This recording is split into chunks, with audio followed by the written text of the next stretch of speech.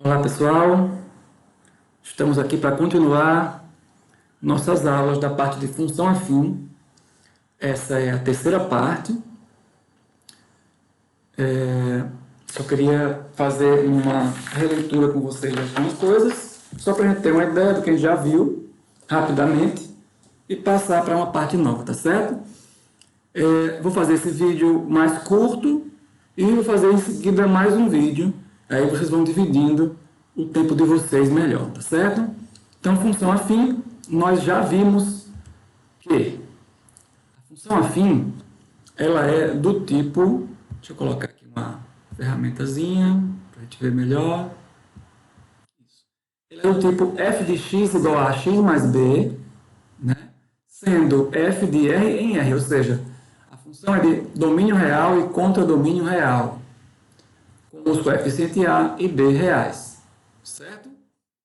Queria comentar até com vocês, eu não sei se eu falei, mas eu queria até comentar uma coisa interessante. Quando a gente vai montar a função num problema, a gente tem que ter uma noção que na função afim existe uma parte que é fixa, que não varia. Acredito que eu falei a vocês no exemplo, que eu vou botar daqui a pouco aqui. Então, tem uma parte que não varia, que é o b, certo? Então, a função f de x igual a x mais b tem um valor que vai multiplicar pela variável, né, o ax, e tem uma parte que é fixa, que é o b, certo? Então, a gente viu um exemplo, que é esse aqui, ó, né?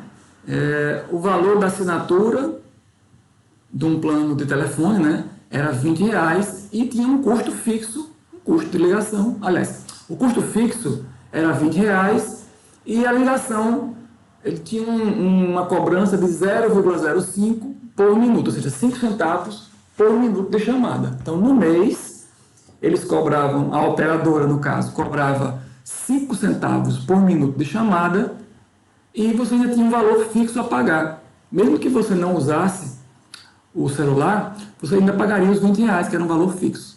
Então, você pagava sempre R$ 20 e mais 5 centavos por minuto, certo? Então, veja, a gente tinha um valor fixo, que era os 20, e tinha um valor que dependia de x, né? Ó, 0, ou seja, 5 centavos vezes x. X, nesse caso aqui, ele está representando o tempo em minutos, né? Então, a gente vê isso aqui. Vimos que a função polinomial do primeiro grau que vocês estudaram lá na parte do fundamental, né? Ela é bem parecida. A única diferença é que na função polinomial do primeiro grau, a gente só considera quando o a é diferente de zero. E tudo que você viu lá, quando o a é diferente de zero, vale para a função afim, porque isso aqui é um caso particular de função afim, certo? E a função afim, ela pega tudo que a função polinomial do primeiro grau tinha e mais os casos em que o a é igual a zero, que no caso é quando a função é constante, a gente também já viu, certo? Depois a gente viu algumas coisas sobre o coeficiente a da função, né? Ax mais b, no caso o a, desse ax mais b, ele pode ser obtido através da variação de y dividida pela variação de x, ou seja, y2 menos y1, x2 menos x1. A gente viu quem era esse y2 e esse y1, que no caso era o valor de y do ponto 1 e o valor de y do ponto 2. Você nomeia dois pontos no gráfico, né? Você tendo dois pontos no gráfico, você pegaria o y de um ponto e o y do outro. Então teria o y2 e o y1. E o x2 e o x1 também. Você tem um ponto, ponto 2, digamos, e tem o x2 do ponto 2 menos o x1. É a variação que existe entre os pontos, de x2 para x1. Aliás, de x1 para x2, né? A diferença entre eles é a variação. E a gente viu até uma situaçãozinha, deixa eu ver aqui mais embaixo, vimos o gráfico, né? Essa variação, ó, x1 e x2, ó, o que é que x1 é? É o x do ponto 1, você chamou de ponto 1. E o x2 e o x do ponto 2, certo? Aqui seria o y do ponto 2, do ponto 1, né? Aqui, ó, do ponto 1, que é o meu f de x1. E aqui o y do ponto 2, que é meu f de x2. Ok? Esse valor de a, como ele é definido pela variação de y sobre a variação de x, ele também representa, é chamado, né, taxa de variação da função afim. Certo? Por conta disso, porque ele é obtido através da variação de y em relação à variação de x. Tudo isso a gente viu na outra aula, mais devagarzinho na outra aula, e agora bem rapidinho, só para a gente lembrar. Depois a gente viu a declividade da reta. Né? Vimos que o A ele é responsável pela declividade da reta. Então, quando o A é maior que zero, a função é crescente. Ó. Temos uma reta ascendente, da esquerda para a direita, né? Ascendente, está subindo. E chamamos a função de crescente. Isso quando A é maior que zero. Certo? E vimos que quando A é menor que zero, a função é decrescente. Ó. Temos uma reta descendente, né? Da esquerda para a direita, ela vem descendo. Ó. Isso acontece quando o A é menor que zero, quando o A é negativo. Né? Demos alguns exemplos. Ó. Menos x, o A é menos 1. Ó. Menos 2x mais 1. Ó. O A é menos 2, tudo negativo, não é? Decrescente. Menos 5 sobre 8, negativo. O A é negativo, é menor que zero, então era decrescente. Menos x, ó, é menos 1 o A aqui. Menos 1, então a função é decrescente. Tá? Para cada cor aqui nós temos uma retinha que representa o gráfico.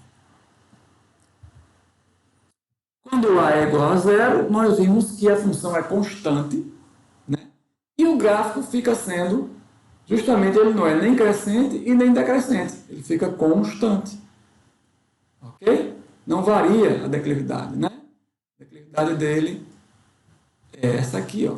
Então temos três funções aqui, ó. Uma preta, uma azul, uma vermelha, uma amarela. Todas elas são constantes, ó. Nem é crescente, nem é decrescente. Você vê que quando vai variando o valor de x, ó, por exemplo, essa função aqui. Quando varia o valor de x, eu tenho sempre o mesmo valor de y. Quando x foi 2, dá aqui. Quando x foi 6, dá aqui. Quando x foi 8, dá também aqui. O y é sempre o mesmo. O A, como ele também é responsável pela declividade da reta, então a gente também chamou ele também é conhecido como coeficiente angular. Então ele pode chamar de taxa de variação, de coeficiente angular. Certo? E mais? Temos um exemplo, né? Para a construção de um gráfico, né? Vimos que para construir o gráfico, nós utilizamos dois pontos específicos, que são o ponto onde o gráfico intersecta o eixo x e o ponto onde o gráfico intersecta o eixo y. Como é que a gente encontra o ponto onde ele intersecta o eixo x? Fazendo y igual a zero. Ou seja, se y é igual a zero, então f de x é igual a zero. É isso? Depois, como é que encontra o ponto onde o gráfico intersecta o eixo y? Fazendo o quê? X igual a zero. O gráfico intersecta o eixo y quando x é zero. E aí nós fizemos aqui os cálculos, né? E encontramos os pontos. Fizemos esse exemplo aqui na outra aula. O gráfico ficou assim, porque nós encontramos o ponto 0,3 aqui, e o ponto 0,5, 0, 1 meio, 0. Né? Os pontos que a gente encontrou. Esse exemplo 2 aqui a gente não fez, né? Passamos por ele. Vimos o zero da função, que é justamente o ponto onde o gráfico intersecta o eixo x. Para encontrá-lo, é a mesma forma de encontrar lá, que a gente viu lá em cima. Para encontrar o ponto onde o gráfico intersecta o eixo x, a gente iguala o f de x igual a zero. Então, pegaremos, para encontrar esse ponto aqui, ó, essa função, é só igualar a função a zero. 3x menos 9 seria igual a zero. E aí, igualando a zero, a gente resolve a equaçãozinha do primeiro grau que aparece aqui e resolve achando 3 para o valor de x. Okay? Então, 3, nesse caso, era o zero daquela função f de x igual a 3x menos 9. Okay? Esse 3 aqui, ó. Bom, e agora eu queria pegar uma passagem do livro, lá na página 74, só para a gente também se situar um pouco mais. Eu fiz um exemplo já aqui, né, na outra aula. Vou fazer mais um exemplo aqui de função afim, uma aplicaçãozinha aqui para a gente ver como é que ficaria o gráfico, como é que fica a lei da função tendo uma situação, né? Então aqui vamos dar uma olhadinha. A água potável, utilizada em propriedades rurais, de modo geral, é retirada de poços com o auxílio de uma bomba d'água elétrica. Em certo sítio, para abastecer o reservatório de água, é utilizada uma bomba d'água com capacidade para bombear 15 litros por minuto. Essa bomba, deixa eu tirar essa aqui daqui, essa bomba é ligada automaticamente quando o reservatório está com 250 litros de água e desligada ao enchê-lo. Bom, então nós temos aqui uma bomba, né? Ela vai tirar a água de um poço e jogar para o reservatório. Como é que ela faz isso? Esse reservatório aqui, quando a água chega a 15 litros, aliás, a 250 litros dentro do reservatório, ele cabe bem mais. Mas aí, quando a água desce e fica no nível de 250 litros, a bomba é acionada. E aí ela aciona e enche o reservatório até ele chegar na capacidade máxima do reservatório. Certo? Não é dito aqui qual é a capacidade máxima do reservatório. Certo? A bomba ela tem uma capacidade para encher, né? O quanto ela consegue bombear a água, né? Ela consegue bombear 15 litros por minuto. Então, a cada minuto, ela vai jogar 15 litros aqui no reservatório. Tá certo? Então, como é que ficaria a lei? Isso aqui é uma função, né? Para cada quantidade qual é a quantidade de tempo que a bomba permanecer ligada, eu vou ter uma quantidade de água dentro do reservatório. Então, a quantidade de água do reservatório está em função da quantidade de tempo que a bomba vai ficar ligada, né? Ela vai secar até chegar em 250 litros. Aí a bomba vai ligar automaticamente. Quando ela ligar, o tempo que decorrer da bomba ligada vai me dizer quanto de água tem aqui dentro, né? Certo? Ela vai ficar ligadinha e enchendo o reservatório até ele chegar a um certo nível e aí a bomba desliga. Com essas informações, podemos escrever uma fórmula que permite calcular a quantidade de água contida no reservatório em função do tempo em que a bomba permanece ligada, considerando que não haja consumo de água durante esse período. Para isso, representamos por Y a quantidade de litros de água no reservatório, enquanto a bomba permanece ligada. E por X, o tempo. Então, Y vai ser a quantidade de litros de água. Então, na fórmula, ele vai colocar Y quando sendo a quantidade de litros de água no reservatório, enquanto a bomba permanece ligada. E X vai ser o tempo, em minutos, que a bomba permanece ligada. Ok? Então, vamos lá. Foi montado aqui, ó. Como é que a gente monta? Vamos pensar um pouquinho. Eu tenho lá no reservatório 250 litros. Certo? Deixa eu voltar a figura de cima. 250 litros aqui para a bomba ligar. Então, a quantidade de litros aqui vai ser de 250 para cima, né? Nunca vai ficar abaixo de 250. Certo? Porque a bomba vai ligar quando tiver 250. Beleza? Então, eu vou ter a cada minuto 250 mais a quantidade de água que entrou, concordam? 250 mais a quantidade de água que entrou. Essa quantidade de água como é que vai ser? Vai ser 15 litros a cada minuto. Então, passou um minuto, 15 vezes 1. Passou 2 minutos, 15 vezes 2. Passou 3 minutos, 15 vezes 3. 3 minutos, né? De 15 litros por minuto. Então, 3 vezes os 15 litros. Certo? Então, a quantidade de água aqui vai ser 250 mais essa quantidade de água que vai entrar. Então, 250 mais essa quantidade de água que vai entrar. Como ele chamou de X o tempo, né? Então, vai ficar 15 litros vezes X. 15 vezes a quantidade de litros, mais 50. Isso vai me dar o quê? A quantidade de água que tem em litros no reservatório. Ok? Então, eu vou ter Y, que ele chamou de quantidade de litros, né, de água no reservatório, é igual a 15 vezes o tempo em minutos, mais 250. Veja que 250 é uma parte fixa, ela não vai variar aqui. Quem vai variar nessa função, dessas duas partes aqui, seria essa parte aqui, que depende do tempo. E o y vai ficar variando, claro, porque ele vai ser obtido a partir dessa conta aqui, né? Então, digamos, passou um minuto, eu vou ter 15 vezes 1, ou seja, eu vou ter os 15 litros, mais 250. A reservatório tinha 250 litros, passou um minuto, vai ter mais 15 litros, né? 15 vezes 1. Passou 2 minutos, vai ter 15 vezes 2, 30 litros aqui, né? A mais.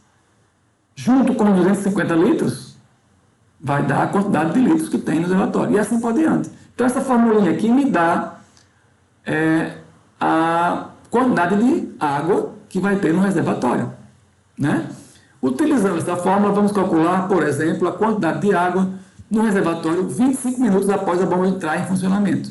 Ou seja, calcular o valor de y para x igual a 25, né? Se x é a quantidade de tempo, né? Aí vai lá, ó, y igual a 15x mais 20, mais 250, e aí você bota o 25 no lugar do x. Fica 15 vezes 25 mais 250. 15 vezes 25 dá 375. Mais 250 dá 625. Então, meu y é 625, isso quer dizer que eu tenho 625 litros lá no reservatório após 25 minutos em que a bomba começou a funcionar.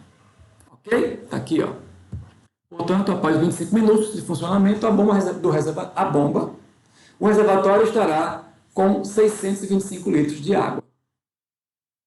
Certo? Vamos lá, voltando de novo.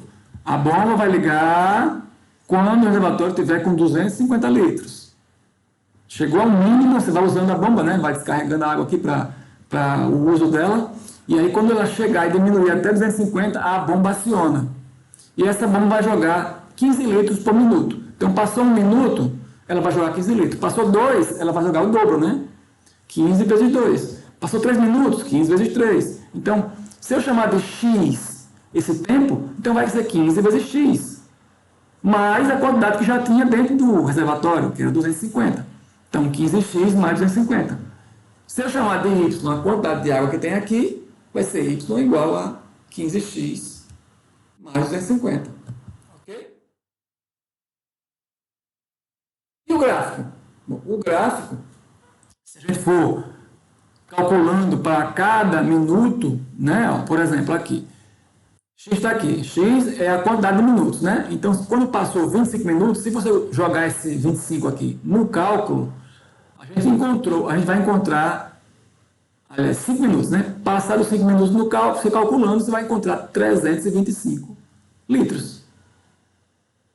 Certo? Veja, para 25, que a gente calculou lá em cima, a gente encontrou 625 litros. Está aqui, ó, 25 deu correspondente a 625 litros. Então, deu esse par aqui. Ó. Quando o x é 25, y é 625. Quando o x é 20, y é 550.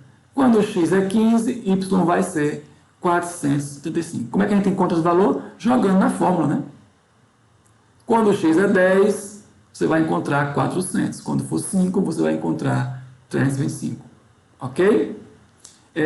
Esse gráfico aqui, ele não está com a mesma proporção de y em relação a x. Veja que aqui já dá 250, 325, tem uma quebrazinha aqui, ó, porque para um gráfico não ficar tão grande, ele já começou aqui com 250. Na realidade, teria outras medidas aqui embaixo, né? Então ele fez um cortezinho para começar aqui. 250, 325, então essa proporção que tem aqui não é a mesma aqui de baixo, né? Aqui está indo de 5 em 5, né? Certo? Aqui está indo 250, vai para 325, vai para 400, vai para 435. Então, são 75 unidades de um para o outro, né? Pulando 250 para 325 e assim por diante. Ok? Mas isso não vem ao caso. O que vem ao caso é que, se marcando os pontos, você vê que você tem uma reta. Uma reta que começa nos 250 litros, quando o tempo for zero. Ok? Tempo 0, 250. Tempo 1 vai ficar por aqui, ó, a gente não marcou aqui. Tempo 2 está por aqui e assim por diante. Ok? Vamos lá. Bom, dito isso, esse exemplo a mais do livro, vamos voltar ao nosso conteúdo. Estudaremos agora o estudo do sinal de uma função afim. Certo? Estudar a variação do sinal de uma função afim ou uma função polinomial do primeiro grau nada mais é que identificar para quais valores de x temos f de x com valor negativo, ou f de x com valor nulo, ou f de x com valor positivo. Então, para que valores de x a minha função vai ter valores negativos? Ou seja, para que valor de x o f de x vai ser negativo? Para que valor de x a função vai se anular, vai ser zero? E para que valor de x a função vai ser positiva? Né? Ou seja, os valores de f de x vão ser positivos. Então, quais são os valores de x para cada situação? Essa aqui é a situação, tá certo? Então, vamos ver aqui um exemplo. Vamos ver o gráfico da função crescente, f de x igual a 2x mais 4. Por que ele é crescente? Porque o meu a é positivo, é maior que zero. Certo? E analisá-lo por um outro ponto de vista. O zero da função é sempre o ponto de partida. Então, veja bem, a gente vai calcular o zero da função que a gente aprendeu lá em cima, certo? E aí, a partir dele é que a gente vai descobrir onde é que a função é negativa, nula ou positiva. Tá certo? Então, calculando o zero da função, a gente vai encontrar que o zero da função aqui é menos 2. Então, se eu fosse calcular, vamos ver se dá para fazer rapidinho aqui. Vamos usar nossa canetinha mais uma vez. Deixa eu ver se dá para fazer esse cálculozinho aqui no cantinho. Aqui. Como é que a gente calcula o zero da função? A gente iguala a função a zero, né? Então, a função é f de x igual a 2x mais 4. Então, vai ficar 2x mais 4 e a gente vai igualar a zero. E aí, o 4 aparece do outro lado, com o sinal trocado, né? O x vai ficar igual a menos 4 sobre 2. E aí o x é igual... Isso aqui é a resolução de equação do primeiro grau, tá, gente? Já estudou isso também, né? Vocês viram no fundamental e a gente viu na revisão, né? Menos 4 dividido por 2 dá menos 2. Ok? Então, deixa eu apagar aqui. O zero da função é menos 2. Então, esse cálculo do zero da função a gente já viu na outra aula. E agora nós vamos usar esse zero, tá certo? Então, encontrando o zero da função, que é menos 2. Menos 2. Tem até um gráfico aqui, você não tem que ter ele não. Mas tem até um gráfico para mostrar aqui, para a gente usar como exemplo. Se eu fosse montar o gráfico da função, o zero da função ficaria aqui, né? E o ponto no gráfico intersecta o eixo x, aliás, o eixo y está aqui. É o ponto 0,4, né? Onde y é 4. Então, eu tenho um gráfico aqui. Não é obrigatório, aliás, não é obrigatório não, a gente vai usar o gráfico só para explicar. Você não tem que fazer o gráfico para fazer o estudo do sinal, não, tá certo? A gente vai ver depois de uma forma reduzida. A gente tem, sem o gráfico, resolver tudo isso aqui. Mas vamos lá. Essa função, ela é crescente, a gente já viu, né? Veja que ela é crescente. Está aqui, ó, crescente. Certo? Ela é ascendente da esquerda para a direita, crescente. E ela intersecta o x no zero da função, que é menos 2. Ok? Então, bastava eu ter isso aqui, ó.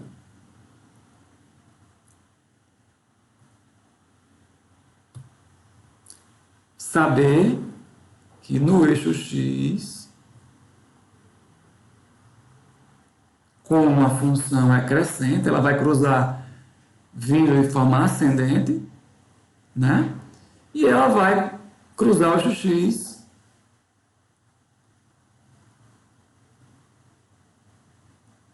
não está marcando, deixa eu ver se eu consigo aqui. Ela vai cruzar o eixo x no ponto onde o x é menos 2.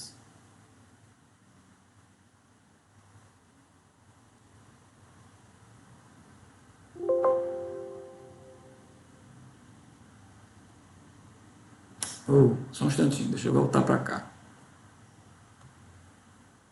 Isso.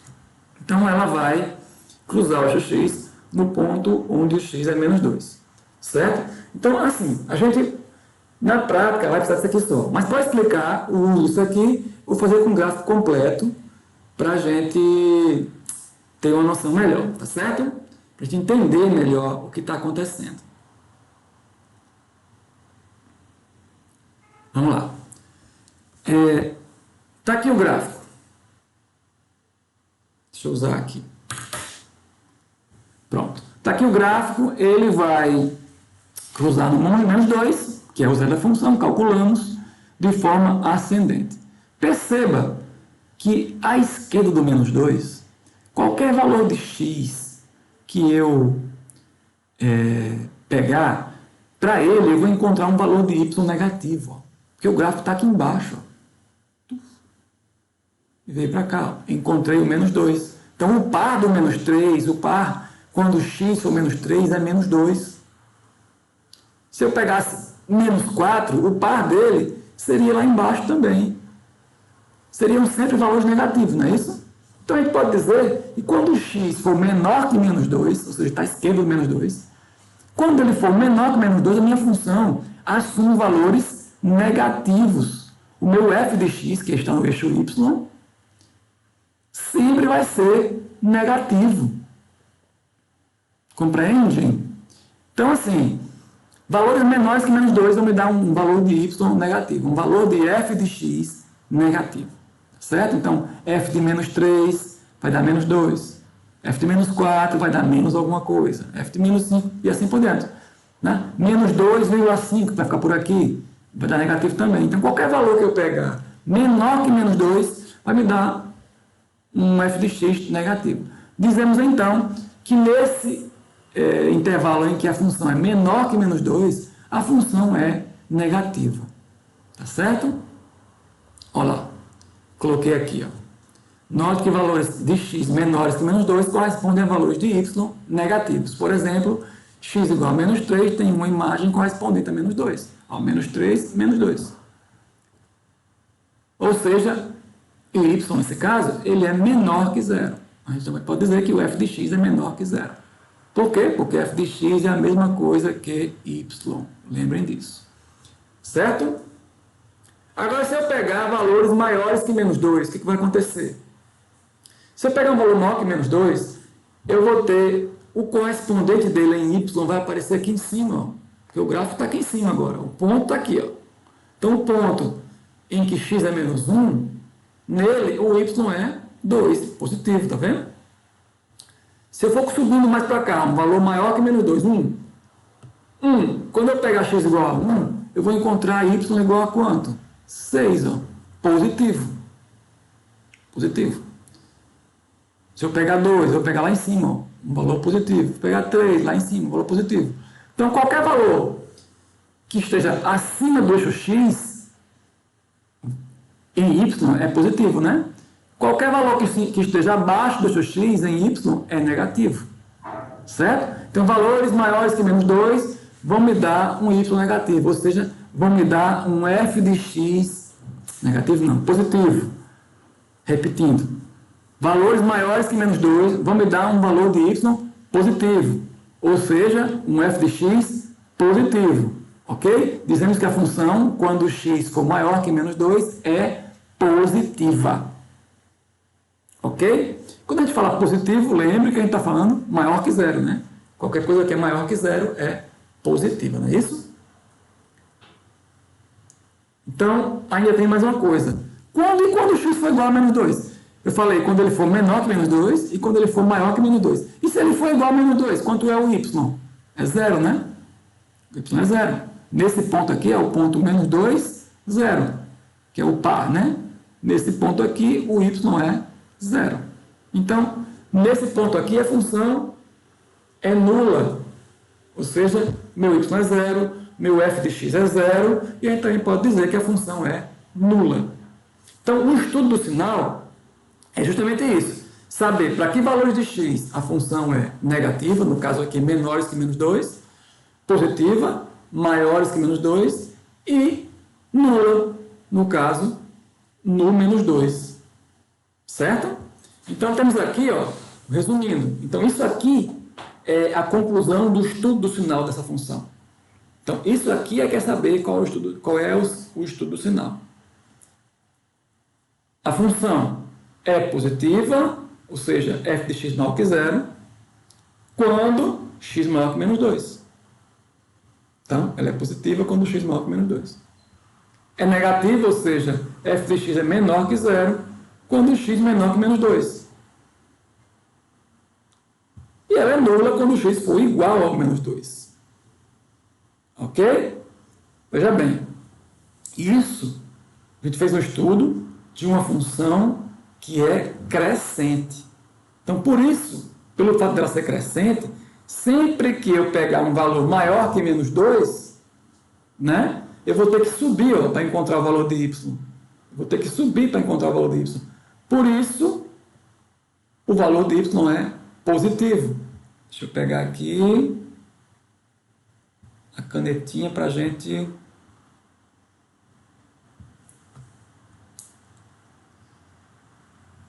Ó, se eu tiver que subir, eu vou pegar valores positivos, né? Ou seja, f de x maior que zero. Não é isso? Se eu pegar valores menores que menos 2, ó, menos 2 é zero da função, né?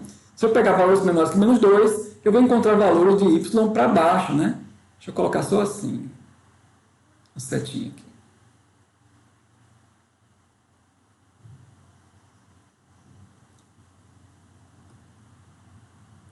Se eu tiver que subir para encontrar o y,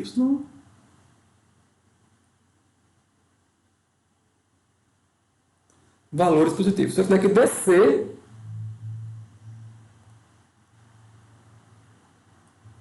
para encontrar o y, eu vou encontrar valores negativos de y, não é isso?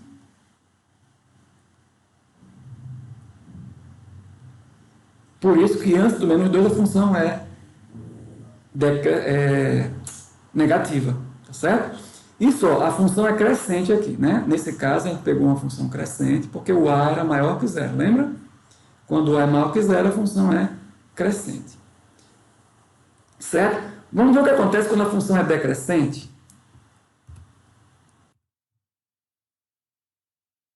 Para funções decrescentes, como por exemplo, f de x igual a menos 2x mais 4, podemos analisar da mesma forma. Então, está aqui o gráfico da função. Ah, eu tenho que fazer o gráfico da função toda? Não, eu tenho que encontrar esse ponto aqui. Ó. Esse ponto aqui é o mais importante. Mas vamos fazer a análise aqui para vocês entenderem por que é que eu tenho que encontrar só esse ponto aqui. Certo? Primeiro, olhar para cá e ver que o a é negativo, ou seja, a função é decrescente. Então, daqui eu já sei que ela é decrescente, eu só não sei onde é que ela vai cruzar o eixo x. Né? Aí você faz o estudo do sinal, aliás, o estudo do sinal não. Aí você faz, iguala ela a zero, né? E encontra o zero da função. Que no caso aqui, quando você calcular, vai dar 2. Eu não vou calcular agora, que a gente já fez esse cálculo. É 2. É um cálculo simples, né? É só igualar isso aqui a zero e resolver a equação no primeiro grau. Né? Menos 2x mais 4 igual a zero. Aí isola o x e você vai encontrar que o x é igual a 2. Do mesmo jeito que a gente fez no caso anterior. Tá certo? E aí, ó, valores de x menores que 2, o que vai acontecer? Está aqui o 2. Como agora ela é decrescente, ó, na outra ela era assim, né? Passava no menos 2 e ela passava crescente. Agora é decrescente. Quando o x for menor que 2, o que vai acontecer? Eu vou ter valores de y positivos. Ó, o caso do 1 aqui. Ó. Quando o x for 1, eu vou encontrar y igual a 2. Ó. Certo? Com qualquer valor que eu pegar aqui menor que 2, 1, 0, menos 1, vai me dar um y lá em cima. Ó. Ou seja, vai me dar um y positivo. né? Então, aqui a gente diz que a função é positiva se o x for menor que 2, né?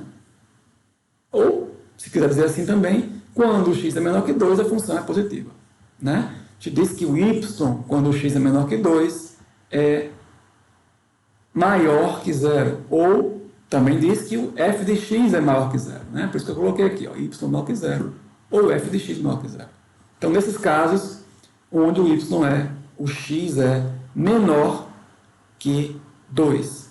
Quando o x é maior que 2, o contrário, né? X maior que 2 vai me dar y negativo. Se eu pegar aqui o 3, por exemplo, que é maior que 2, né? Tudo que está à direita do número é maior. Assim? Então, o 3 vai me dar um y igual a menos 2. O 4, daí um y igual a menos alguma coisa. Então, se eu pegar um valor de x maior que 2, eu vou ter valores de y negativos, menores que zero, não é isso? Então, se x é menor que 2, y é menor que zero. Ou posso dizer que f de x é menor que zero. Não é isso? Invertendo, eu posso dizer também que f de x é menor que zero quando f de x é menor que zero quando x é maior que 2. Certo? Y é maior que zero quando x é maior que 2. Sempre que eu falar y, entenda que é a mesma coisa de f de x, tá certo? Então, para cá, eu tenho valores de y negativos. Para cá, tenho valores de y negativos, positivos, aliás. Certo? No ponto onde x é igual a 2, o que vai acontecer? O y é zero, né? No 2, que está em cima do x, aqui é o ponto 2, 0. Então, nesse ponto, o mouse desapareceu daqui. Nesse ponto aqui, meu y é zero. O meu f de x nesse ponto é zero. Tá certo?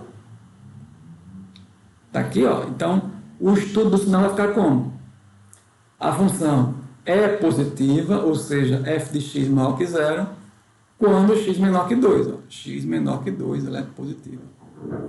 É negativa, ou seja, f de x menor que zero, quando x maior que 2. E é nula quando x igual a 2. No 2, a função é nula. Certo? Ok? Aí, ó, a gente pode fazer o seguinte. Eu poderia ter feito, sabendo disso, né, que onde o gráfico está acima do x é porque o y é positivo, onde está abaixo é porque o y é negativo. Então, a função bastava fazer o quê? Sabendo disso agora, eu venho, boto o eixo x, e eu sei que ela é decrescente, ou seja, ela vai cruzar o x de forma assim, ó. Certo? E em que ponto? No 2, é o zero da função. Isso você tem que calcular, o 2. 2. Então, a parte do gráfico que está acima é porque a função é positiva, né? Meu f de x é maior que zero. Na parte que a função está abaixo, ou seja, eu preciso encontrar o y, eu vou ter que descer para encontrar o valor de y. Então, a função, o f de x agora é negativo, ou seja, ele é menor que zero. Certo? Então, na outra, a direita ó, era maior que zero e a esquerda menor que zero, porque ela era crescente. Nessa que é decrescente, ó, a direita agora é menor que zero, inverteu. E a esquerda é maior que zero. Certo? Então, o que a gente tem aqui? Resumindo, se a função ela é crescente, ou seja, o a é maior que zero, você olha logo o valor de a. É maior que zero? Então, a função é crescente. Então, como é que vai ficar? O gráfico vai ficar assim, ó. Esse R aqui é o zero da função, tá certo? Que também é conhecido como raiz, por isso que eles usam o R aqui na ilustração. Então, R, que é a raiz, ou o zero da função, fica aqui. Se ela é crescente, esse zero da função pode ser positivo ou negativo, tá? O valor dele pode ser positivo ou negativo. Mas se ela é crescente, ó, a parte que está abaixo do x vai me dar valores negativos, ou seja, à esquerda, quando o x for menor que o zero da função, eu vou ter valores negativos. Então, f de x é menor que zero quando o x for menor que o zero da função. Quando é que vai ser positivo? Quando for maior que o zero da função. Então, f de x vai ser maior que zero, ou seja, positivo, quando x for maior que o zero da função. E onde é que ela vai ser zero? Nesse ponto. Quando o x for igual a esse valor aqui, que é o zero da função. Certo? Já se ela for decrescente, como é que a gente vai saber se é decrescente? Olhando para o valor de a. Se a é menor que zero, ela é decrescente. Então, o que vai acontecer? Onde é que a função é maior que zero? Na parte do gráfico que ela está acima do x. Né? Então, é quando? É quando o x for menor que o zero da função. Ela vai ser positiva quando o x for menor, ou seja, f de x maior que zero, quando o x menor que o zero da função. Onde é que a função vai ser negativa, menor que zero? Aqui, ó. O gráfico está abaixo do x. Então, à esquerda, quando o x for maior que o zero da função. Quando os valores de x forem maiores. Certo? E quando é que vai ser igual a zero? Quando é que vai ser igual a zero? Nesse ponto aqui, quando o x for igual ao zero da função. Certo? Então, recapitulando aqui, ó. Calcula, tem a função, calcula o zero da função. Pá. Aí vê se ela é crescente. Ah, é crescente. Esse 2 aqui, o zero foi menos 2, né? Aí, não tem nada a ver com esse 2 aqui não, tá? Esse aqui é o valor de A. Aqui é o zero da função. Aí, ela é crescente, então ela vai cruzar assim. Eu não precisava fazer esse gráfico aqui. Só sabendo que ela é crescente já deu certo. Crescente, oh, beleza. Então, à direita eu tenho valores positivos, ó, porque está acima do x.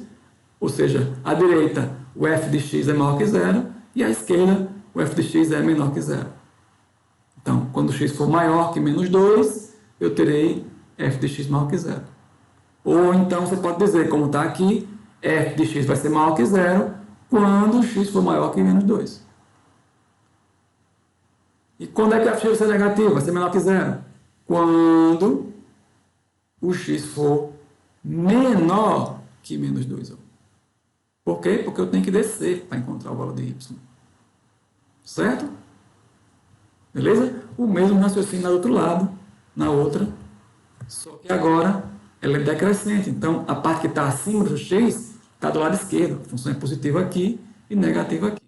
Então, o estudo do sinal é isso aqui. É a conclusão que a gente chega quando faz isso aqui. É saber quando é que a função é positiva, quando é que eu vou obter valores positivos e quando é que eu vou obter valores negativos e quando é que eu vou obter valores iguais a zero. Certo? Então, essa parte aqui é a parte do estudo do sinal da função. Ok? Algumas funções recebem uma nomenclatura especial. Isso eu queria falar com vocês agora. Eu não falei lá em cima, né? Mas deixa eu falar agora. Olha só. A função, por exemplo, deixa eu pegar aqui. Linear. Função linear. O que é uma função linear? É quando, na lei da função, o coeficiente b é zero. Certo? Quando b for zero, aí a gente vai ter funções que a gente chama de funções lineares. São casos particulares da função afim. A gente está na função afim ainda. Tá certo? Mas é uma função afim em que o b é zero, ela é chamada de função linear. Tá certo? Como b é zero, a função f de x igual a x mais b, né? Como b é zero, vai ficar só ax. Então, f de x igual a x mais zero, ou seja, f de x igual a ax. Certo? Então, qualquer função que tenha esse formato, a gente chama ela de função afim, mas mais especificamente, função linear. Ok? Exemplos aqui, ó, f de x igual a 2x, ó, o b é zero. Cadê o b? F de x igual a menos 3x, ó, o b é zero. F de x igual a 1 meio de x, b é zero. Ok? Uma coisa interessante é que os gráficos, essa função aqui, ó, é a função igual, f de x igual a 3x. É um exemplozinho aqui, tá certo? Mas só mostrar o quê? Mostrar que toda função linear, ela passa pelo ponto 0, 0, que é a origem do sistema cartesiano, né? A origem do plano cartesiano, tá certo? Então, as funções todas lineares, elas sempre passam por esse ponto. Ela vai ser mais inclinadinha, mais deitadinha, né? Mais em pé, mas sempre uma reta passando por esse ponto. Ou ela pode ser decrescente, por exemplo, essa função aqui, ó, f de x igual a menos 3x, ela é decrescente, né? Vai passar assim, mas vai passar nesse ponto. Se passa nesse ponto é porque o zero da função é quê? É zero, né? Quando x é zero, y é zero. Então o zero da função de funções lineares é sempre zero. Tá certo? Ok? A função identidade é um outro caso particular de função afim. Certo? A função identidade, ela também vai ter o b igual a zero. Mas nesse caso, além do b ser igual a zero, o a também vai ser igual a 1. Aliás, também não. Além do b ser igual a zero, o a vai ser igual a 1. Então eu tenho b igual a zero e a igual a 1. Bom, se o a é igual a 1 e o b igual a zero, a função vai ficar assim, ó, f de x igual a x. Acabou-se. Não tem nem como dar vários exemplos. O único exemplo é esse mesmo, f de x igual a x. Como assim f de x igual a x? Olha só.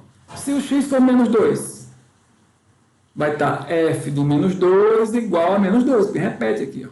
Então, x igual a menos 2, f de menos 2 é menos 2. Repete o valor. F de x não é y? Então y é igual a x. Se eu botar x igual a menos 1, y também. Se eu botar x igual a 0, y também. E assim por diante, tudo igual. É facílimo, né? E aí você teria menos 2, menos 2, menos 1, menos 1, 0, 0, 1, 1. Qualquer valor que você pode pegar para x, você vai repetir ele em y. Por quê? Porque o f de x é igual ao próprio x. Tá certo? Então, veja que aqui o x, o coeficiente de x é 1, né? Porque aqui é 1x. Quando não aparece aqui, o coeficiente de x é porque ele é 1, né? E o b é 0. Quando não aparece o b, é porque o b é 0. Então, o gráfico da função afim, do tipo identidade, ela é assim. Ó. Certo? Essa retinha aqui a gente chama de bissetriz dos quadrantes ímpares. Por quê? Quais são os quadrantes aqui do plano cartesiano? Primeiro, segundo, terceiro, quarto quadrante, não é assim? Então, o primeiro quadrante e o terceiro quadrante são os quadrantes ímpares. E bissetriz, em geometria, é aquela reta que divide o ângulo em dois iguais, em dois ângulos iguais. Então, ela passa certinho aqui, ó. O ângulo formado aqui é o mesmo ângulo formado aqui, por isso que a gente chama de bissetriz. Então, é uma bissetriz dos quadrantes ímpares, né? O gráfico da função identidade forma sempre um desenho assim, né? Dividindo o primeiro e o terceiro quadrante, os quadrantes ímpares, em partes iguais. Ó. Ok? Iguais que eu digo assim, com áreas iguais, né? Essa área aqui igual essa área aqui. Ele divide esses 90 graus que estão aqui em duas partes iguais de 45 graus. Certo? Vamos ficar por aqui. Na próxima aula, nós vamos começar com alguns exercícios, certo? Vou resolver algumas coisas e vocês resolvem outras, tá bom? Essa é a primeira parte. Em seguida, eu vou postar a segunda parte, tá certo? Até mais, gente!